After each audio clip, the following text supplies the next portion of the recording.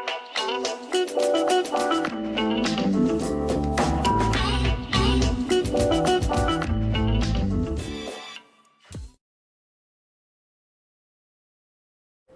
everybody, this is Tracy here with another edition of A View from Tracy's Point, and we are here today for the recap of Sunday night's episode of Power Book 2, which was titled The Prince.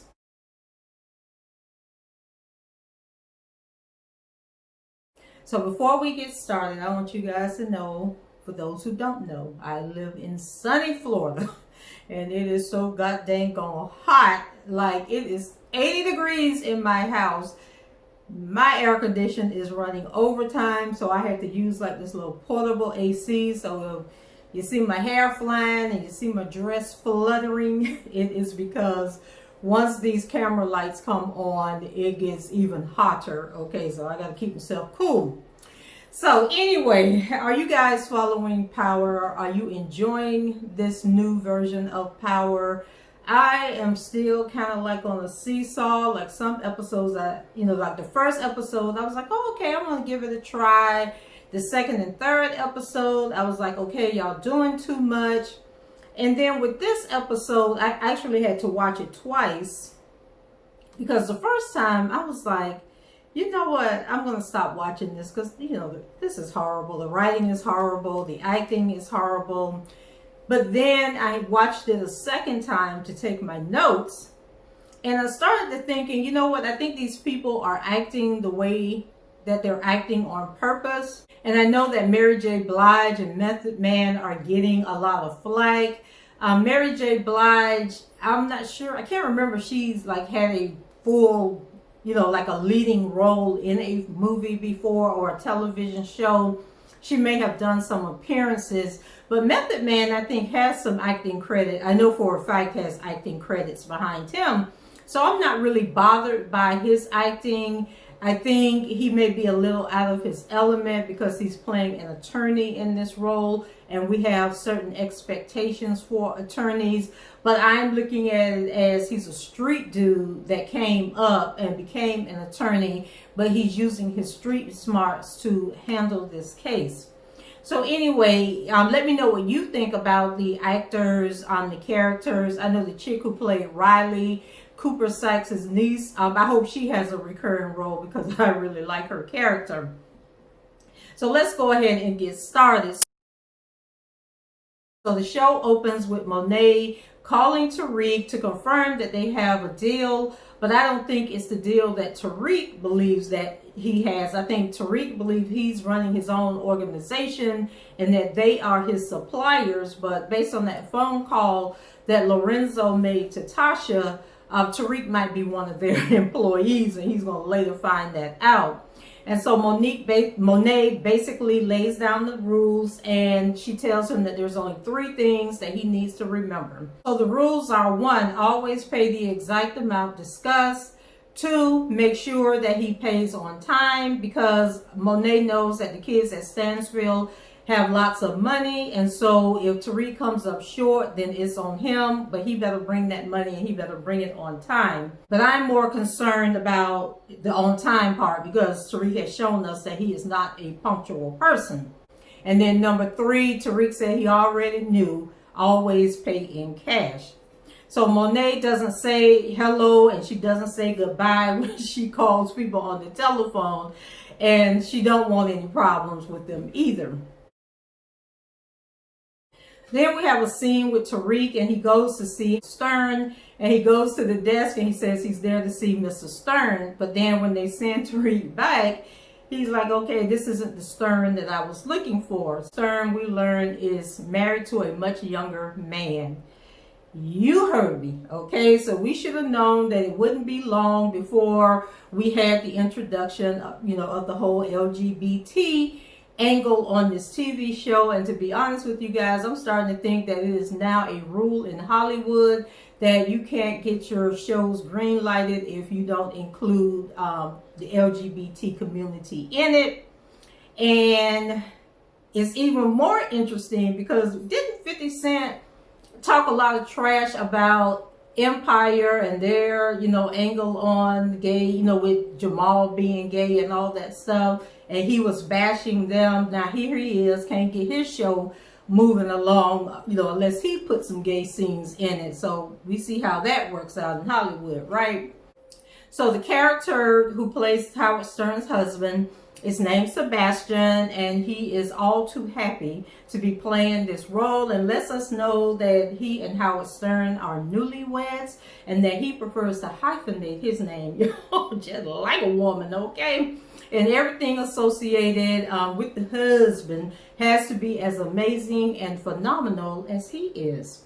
So Tariq ain't interested in none of that, okay? He's there to pitch an idea for an app to help him move drugs on campus. He's come up with a scheme to create a tutoring app that will also allow the dummies to buy drugs as well. So Sebastian himself ain't no dummy, and that's for sure, and neither is Tariq. So they agreed to a deal where Tariq will keep it a secret that Sebastian is building this app and getting a cut of the money. And in return, Sebastian is receiving a 5% cut off the top. And so basically the way that this app is working is that you bring the app up and you say what you need tutoring in. And so they provide these packets with the information to help you with your homework. But if you want the premium package, which is to buy the drugs, then you have to pay this money. And I think one packet was like $2,500. Like, what normal college student can pay $2,500 for a tutoring session? So Sebastian knows right off the bat that this is some foolishness going on. And so he had originally asked Tariq for 15%, but Tariq was like, no, 3%. And then he was like, you want this app, right? And then Tariq finally got him down to 5%. And so what triggered him to know that it was more than what Tariq was saying was that Tariq said that the people had to pay in cash, or they had to wire him the money via the app. So as Tariq is leaving Sebastian's office, Tasha calls, and she is shooketh, okay? So she wants Tariq to get a gun. She don't want Tariq to stop selling drugs. She don't want Tariq to focus on his education. Nope, she wants Tariq to get a gun and protect himself because she don't trust those Tejadas, okay? So being the horrible mother that she is, she tells Tariq that he can find the gun somewhere in New York, because Tommy and James used to have these lock boxes all over, the area, just with guns in them, just in case they needed to get strapped. Okay, now I don't know how they was gonna get from the people that was trying to shoot them or kill them to get to the gun, but anyway, they had these guns stashed all over.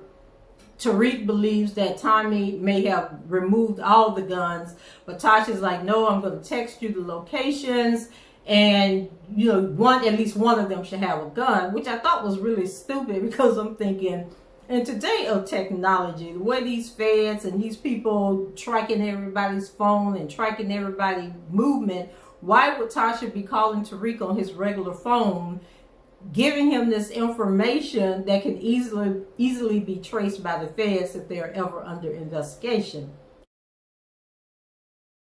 So anyway, back on campus, Jabari, aka Professor Reynolds, introduces us to the book of the week. And remember, I told you guys there's going to be like a great literary work that's presented each week. And so this week is The Prince by Niccolo Machiavelli. And I wonder if 50 is getting a deal. Like, he has like a deal with Amazon where he's getting a cut of these books, or with one of the literary agencies or publishing companies where he's getting a percentage of the book sales, because I noticed that they are using specific books when they are talking about it, and they always make sure they show the cover of the book so you know which one of the books to look for. So I wonder if that's like a code for if every time this particular edition is sold, 50 Cent gets a cut of that money. So anyway, Jabari tells them that the premise of the book is about taking over a kingdom occupied by a great ruler and making it even greater. War, betrayal, and alliances. If you are going to strike out an enemy, do it all at once. And so we know that Tariq is moving in his father's footsteps, and I guess he's going to take out the Tejadas. Now that's the theory I'm going with. So in walks Professor Simmons, you guys know that's the old white guy, and Carrie, who is the other professor, you know, who is all about the cause and helping these black students. And so they come in to make an announcement that they are accepting applications for a fellowship that includes an all expense paid trip to DC to do an internship, and I believe it's for like a week-long trip. And this is also the way that the students, because remember in the first episode, Lauren was telling Tariq that in this conical studies program, you can graduate a year early. And so I guess you have to win this internship and successfully complete this course in order to get that year knocked off of your studies. And we also learned from the loudmouth girl, I haven't figured out what her name is, but the black chick with the long hair. So she kind of like hips Tariq to the fact that Lauren has a boo in DC named Malcolm. So the fellowship, of course, caught Tariq's attention, you know, because he wants to get out of college as soon as possible. So then Lauren hops up and goes over to try and smooth Jabari. And we already know Jabari is knocking boots with the grad students, okay? So he's thinking that he's about to get him some Lauren in exchange for helping her get this fellowship. But then Lauren cuts him off at the pass by letting him know that she wants to invite him to dinner to meet her parents so that he can explain to them everything about the fellowship. Play it off, Jabari suggests that she also invites Carrie, Professor Milligan, I think is her last name, and also a classmate. So Tariq overhears this and he jumps up and says, oh, well, I would love to be a part of that because, you know, he wants to learn more about the program and he also wants to learn a little bit more about Lauren. So then we move over to Monet and Kane. And speaking of Kane, someone suggested that Kane might be Kanan's son, that we may later learn that Mary J. Blige character Monet actually had a relationship with Kanan and that this is a product of their relationship. But I noticed when they're doing the closed caption on my app, on the Stars app, they spell Kane C-A-N-E, and I think Kanan spelled his name with a K. But that was an interesting suggestion that we will have to look to see or wait to see if it comes to pass. So anyhow, they go deal with Lil Guap and his gang because they just don't get it that they need to stay off of social media. And child, this turns into a mess real quick. Oh, and then also with the Kane thing, it also got me thinking that it might be because, you know, Lorenzo is Hispanic. I think somebody told me he's supposed to be Puerto Rican. And the girl looks like she could be mixed with Puerto Rican and black. The son, Drew, definitely looks like he's biracial. But Kane is straight up a Negro, okay? Straight up black, ain't no mixed in him. So Lorenzo probably is not his father. Back over to Lil Guap and the little meeting in the alley. So they tell them that they are pulling back their product, and of course that didn't sit well with the gang. Now look here, Lil Guap was there with about 10 other people, okay? And it was just Monet and Kane coming to deal with this situation. So Monet showing that she can be hard in the streets, told that poor child to fall back or she would reunite him with his dead daddy. Y'all know the daddy done got killed trying to protect Lorenzo. Now why she want to do him like that? And then do him like that in front of all of his friends. So as Monet and Kane walk away, they turn their backs on these young punks like they won't pull a gun and shoot them in the back. But anyway, he calls Monet a punta, you know, which equates to bitch. Then she called him a pinero, which means stupid. I Googled. Okay, that's what Google said it meant, stupid.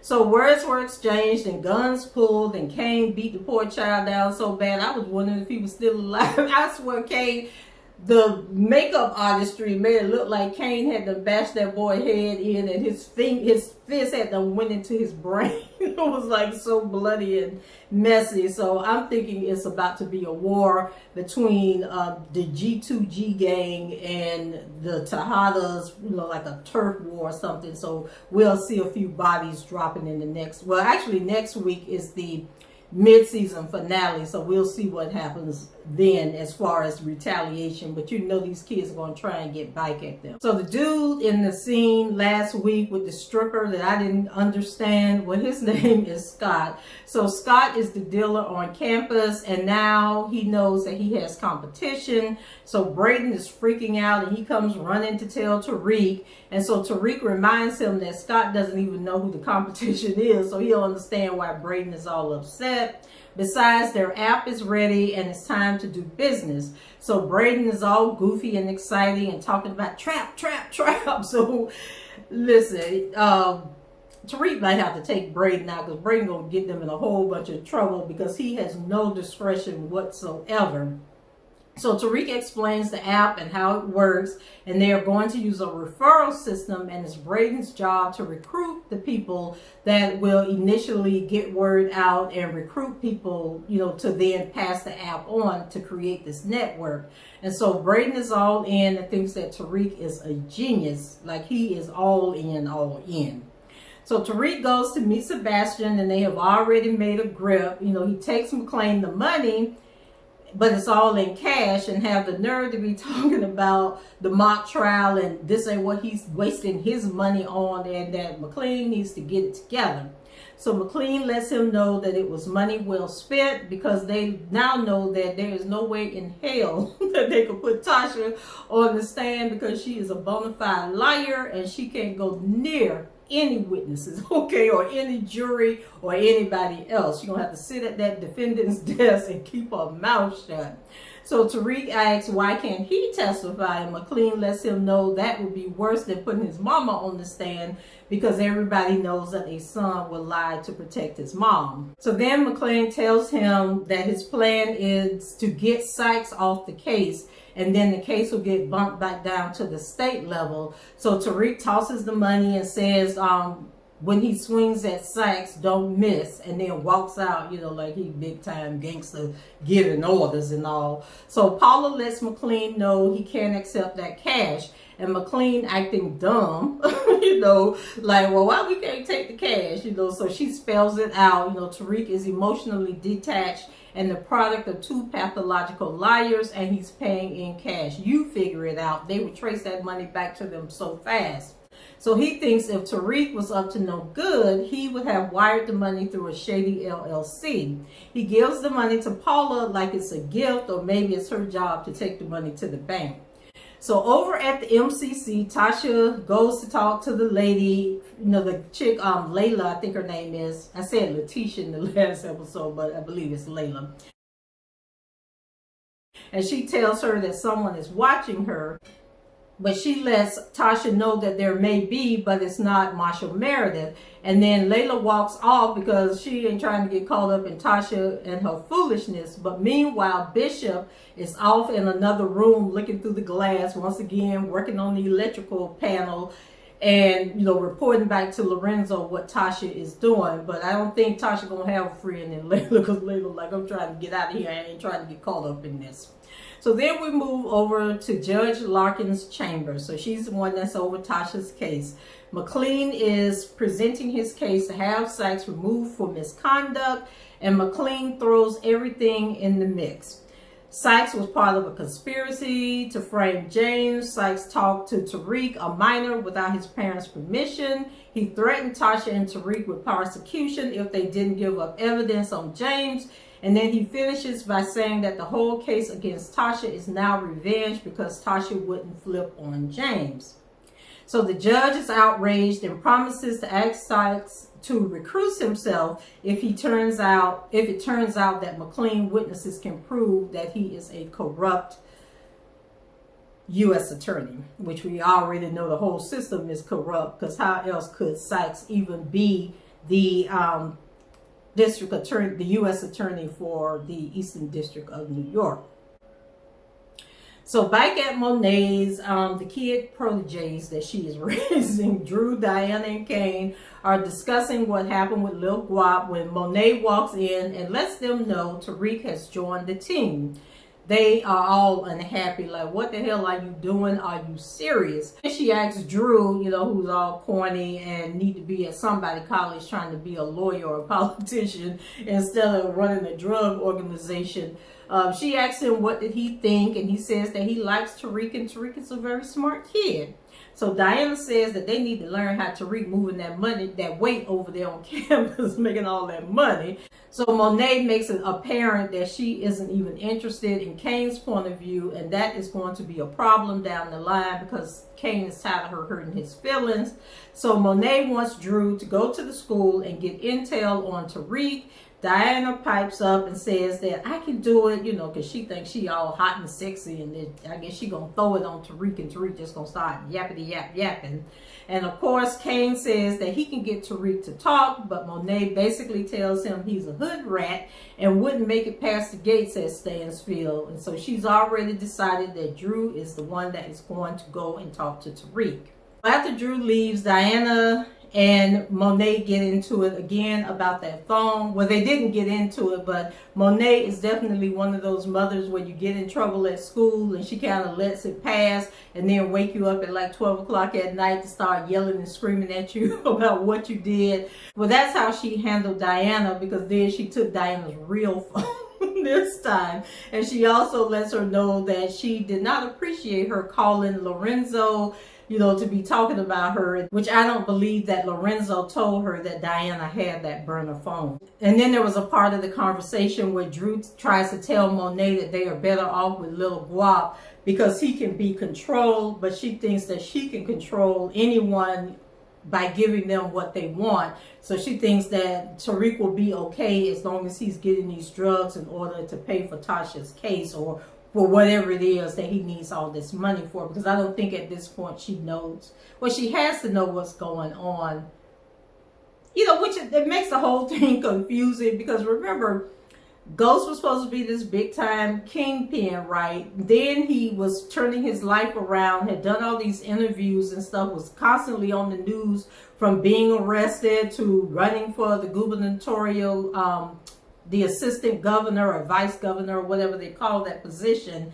So he had to have been on the news and well known, but these people are trying to act like they don't know who Tariq is or how deep in the game Tariq really can be. So anyway, after Drew left, Kane says that they're supposed to be a team talking to Monet, and that she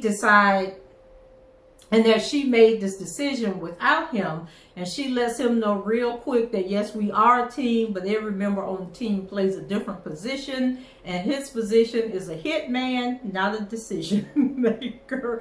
So he needs to stay in his lane, and you could just look at Kane and just tell he's getting angry. I wouldn't be surprised if Kane killed Drew, you know, the whole Cain and Abel in the Bible, if he actually ends up killing Drew to get back at Monet for the way that she's treating him. Drew shows up at Tariq's new place to deliver him some product, you know, which is the ruse that Monet is using to get him over there, and he's all dressed like a college student. So Tariq knows that Monet sent him, so he's like cut through the chase, you know, but he tries to brush Drew off by saying that he has to go to class. But in comes Braden, walking in with 2 scoops of ice cream like they are kids, and asks if Drew is the connect. And I'm just shaking my damn head like, boy, do you have no discretion whatsoever. Like, he just running his mouth.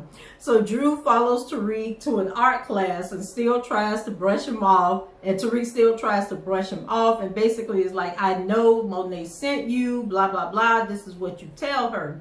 So Drew just straight up asked Tariq to give him the info so he can go back to Monet and they can call it a day. So then the teacher comes over and says that it's okay if Drew stays because it is an all-inclusive space. So yes, it is, y'all, because Drew spots some dude in the class and he is immediately smitten, and here we go again. Okay, so we had already had learned that Stern is a gay man and he's married to a man, and now here we got Drew in this scene falling in love with this old ugly boy in the class. I'm like, dang, if y'all gonna make Drew gay, at least give him a cute, fine, muscular man to deal with, not this old ugly boy over here. But anyway, so anyway, they end up going back to the guy's place. And why is it that when a show features white gay men, this is the part that be bothering me for real. Like the white gay men, like they're always wholesome and married, like Sebastian and Simon. And it's sort of like when you see the white women in shows, like they're, all high class and uppity and sedity. Then they want to show the black girls as being all hood. And that's what they're doing, like as they're, throwing all these gay scenes at us, right? And so, like I say, Simon is married and, he has this smart, husband.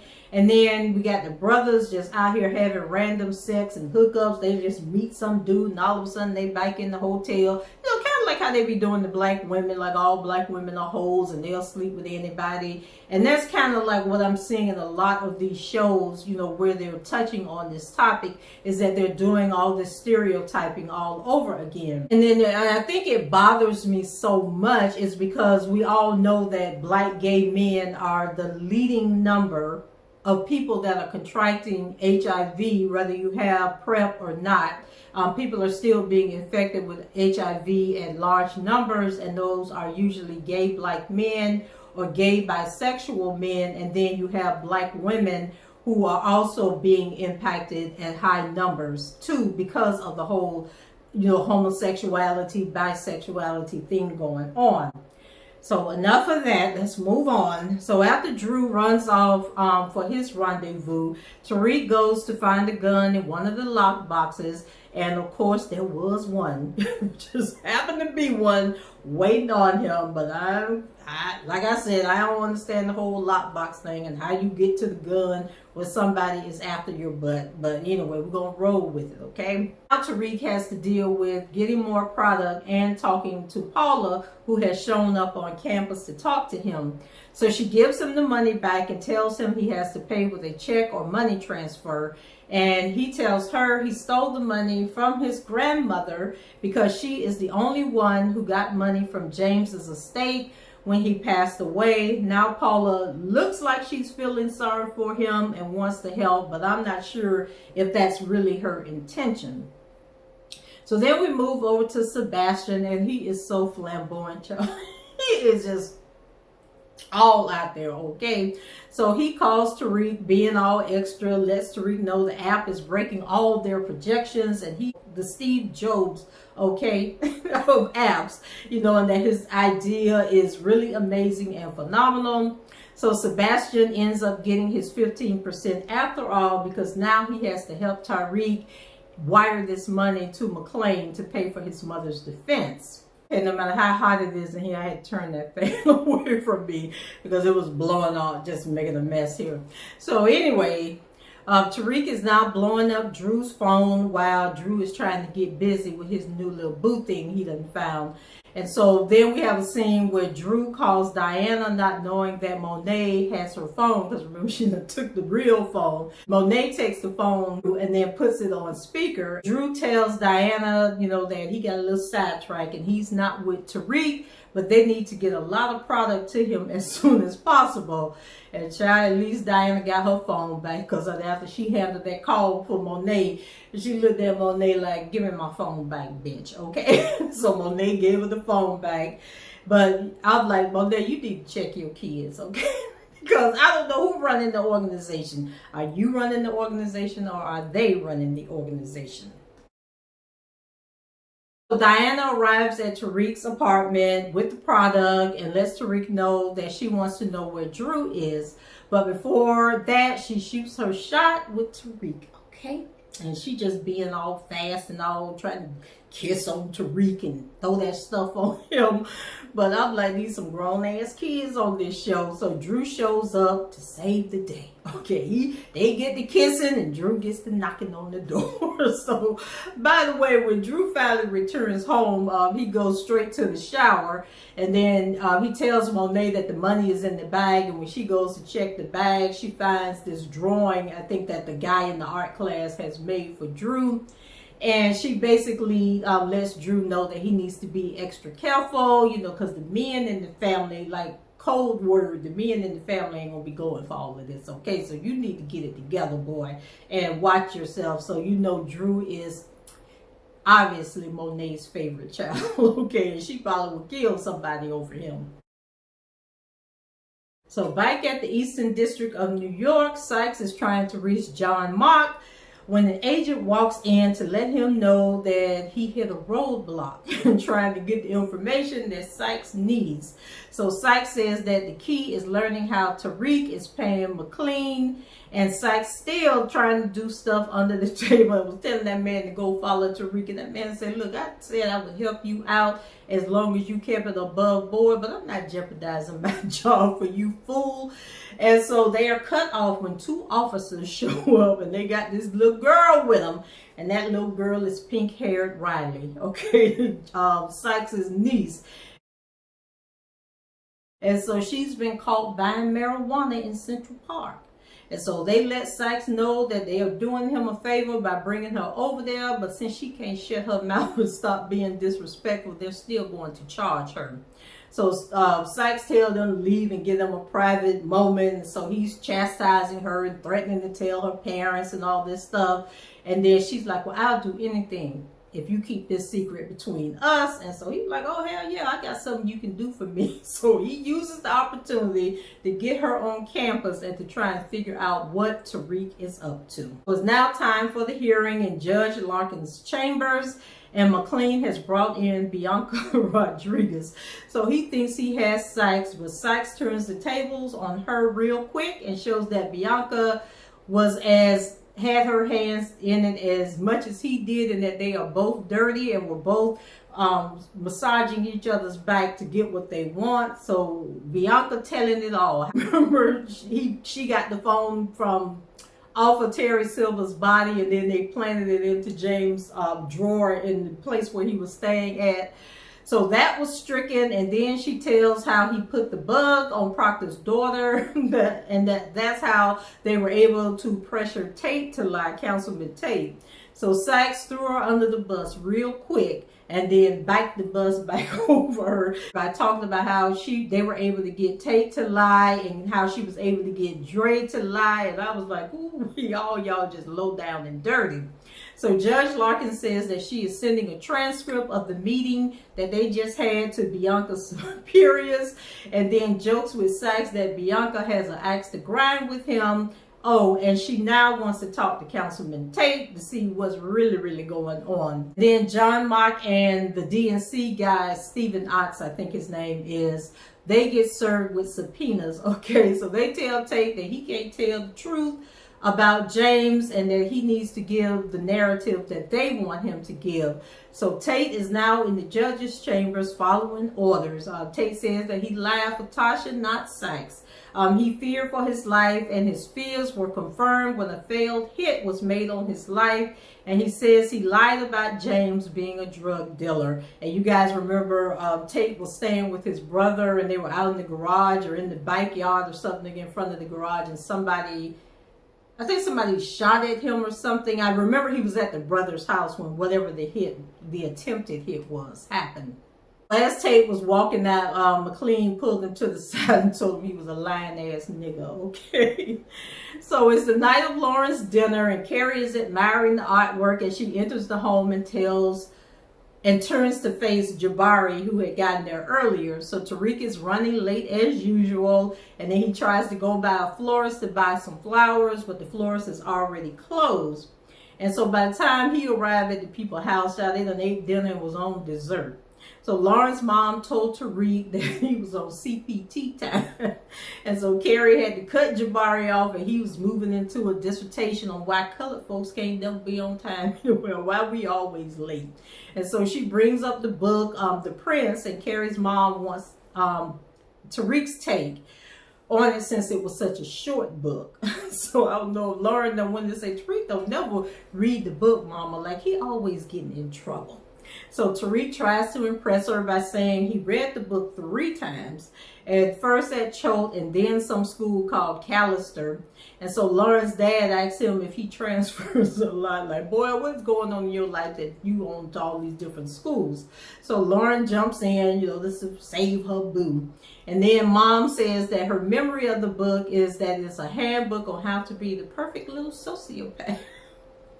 So she had already figured Tariq out. So Tariq breaks down the synopsis for her, and then the dad says that he's been following Tasha's case, but she has one of the best attorneys and shouldn't worry. So evidently, Lauren's parents are keeping up with the news, and they know who the St. Patricks are. Then we go over to Jabari and Carrie, and they cutting up at these people's tables. So Jabari asked her, goes, "Oh, so you know David McLean, right?" And then, basically saying, I know you used to screw that nigga, okay? Why don't you tell us a little bit about him? So these two start going back and forth, and then Lauren's dad jumps in and asks when is the second book coming out. And so Carrie gets the final say so. She was like, that done came and went. Basically saying, ain't nobody buy that book. It didn't make to nobody's list. The book came out, they made a few copies, and then they moved on. And so then Jabari lets him know that he's working on the 3rd book. So Lauren is like, please get me out of here, to Tariq. So they go into the other room, and then she tells Tariq about her brother, and Tariq talks about his dad, so they're comparing war wounds at the moment. And so then next thing we know, they going back and forth, and Tariq basically telling her that she knows and need to learn how to mind her business. And then he get ready to make his move on Lawrence. Then he makes his move on Lauren, and then all of a sudden Malcolm shows up. That's his boyfriend from DC. So that's twice Tariq was about to get lucky and someone interrupted. So Lauren's man is a snob just like her parents, okay? So I can just see her falling for Tariq and just wanting to get away from all that structure that they have and live a little bit on the wild side. After the dinner, Jabari and Carrie return to campus, and then they end up having a fake fight about, how he treats her, how she treats him, how she know he's been sleeping with these grad students in his office. And then he was like, oh, you talk about Melissa? So remember in my last recap, I said I thought he knew that Carrie was out there in that office and could hear him having sex with that girl.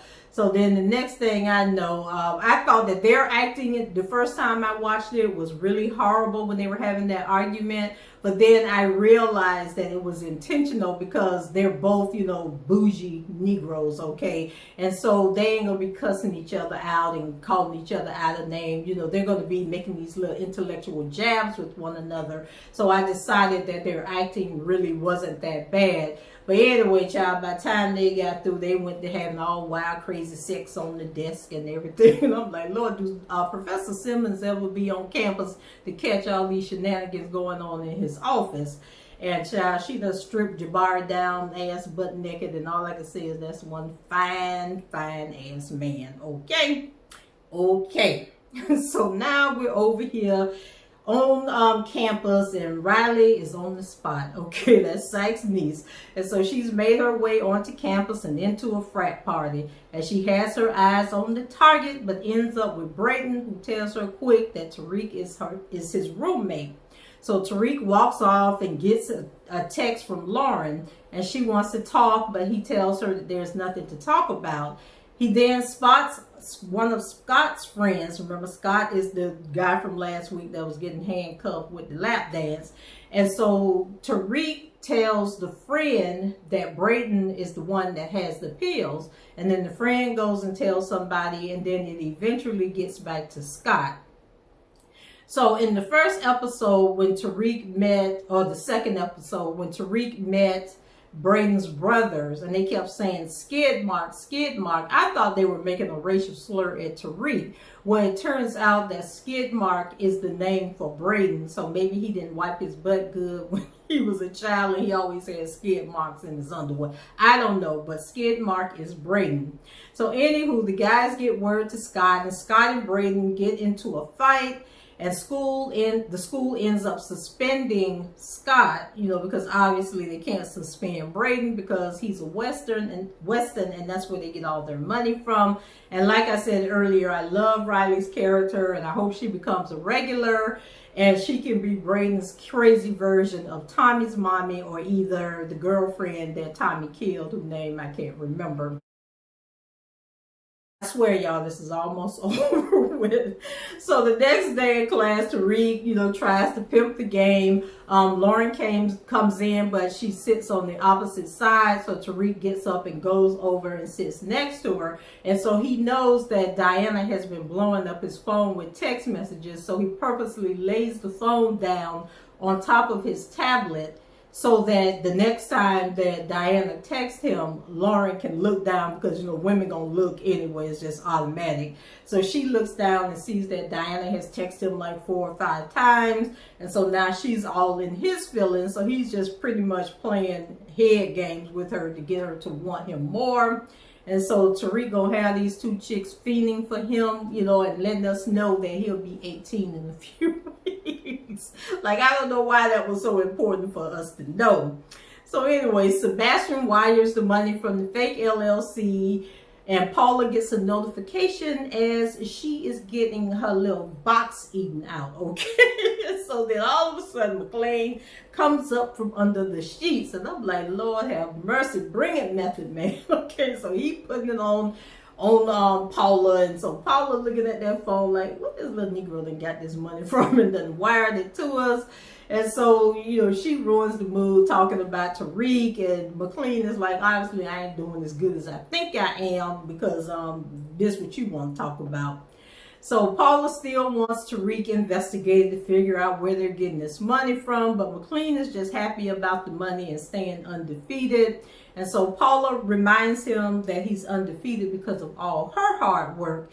And then we learn that McLean is actually married, okay? And Paula knows the wife, and she picks up the wedding band and looks at him and tell him that he doesn't want to forget that, because Marilyn would be very upset. So she doesn't want any apologies, and they get back to the case, and McLean realizes only one person can help their cause. And the next thing we know, Tamika is getting a cheap flower delivery. Oops, she's been served. And she's like, that sorry ass nigga.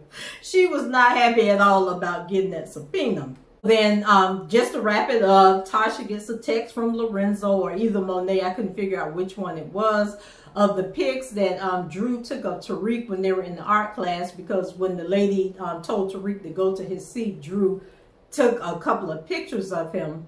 And so they want Tasha to know that Tariq is making them lots of cash, and as long as he do that, there won't be a problem. And then Riley sends Sykes the pic that she took of Tariq at the party, where he's standing over the balcony looking like he has been crowned the prince. That's it for me, guys. A long recap, but there is just like so much that be happening in Power that the recaps be as long as the actual episode itself. So go ahead, leave your comments below, rate the video, and subscribe to the channel if you haven't done so already. And until the next time, I shall talk to you guys later. Bye-bye.